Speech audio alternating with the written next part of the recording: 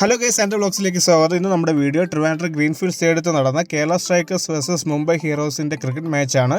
ഇത് വന്നിട്ട് മാർച്ച് 5-ാം തീയതി വൈകുന്നേരം 7:30 കളി. കുഞ്ചാക്ക ബോബനാണ് നമ്മുടെ കേരള സ്ട്രൈക്കേഴ്സിൻ്റെ ക്യാപ്റ്റൻ.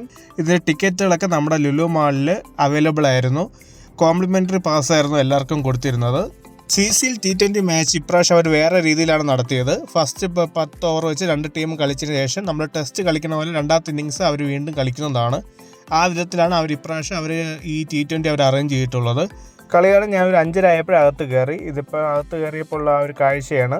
പോകെ ഇവിടെ ഇഷ്ടപ്പെട്ട ആൾക്കാരൊക്കെ വന്ന് നിറയുന്നുണ്ട്. ഇപ്രാവശ്യത്തെ CCL ക്രിക്കറ്റിൽ കളി കാണാൻ വന്ന എല്ലാവർക്കും അവർ കേരള സ്ട്രൈക്കേഴ്സിനെ ചിയർ ചെയ്യാൻ വേണ്ടി കേരള സ്ട്രൈക്കേഴ്സിൻ്റെ ഫ്ലാഗ് എല്ലാവർക്കും കൊടുത്തിട്ടുണ്ടായിരുന്നു. എനിക്കൊരു ഫ്ലാഗ് കിട്ടി. അത് നമ്മൾ അവർ 6 4 വിക്കറ്റൊക്കെ എടുക്കുമ്പോഴൊക്കെ നമുക്ക് ചിയർ ചെയ്യാൻ വേണ്ടി ഒരു നല്ലൊരു മോട്ടിവേഷനും കൂടെയായിരുന്നു അത്.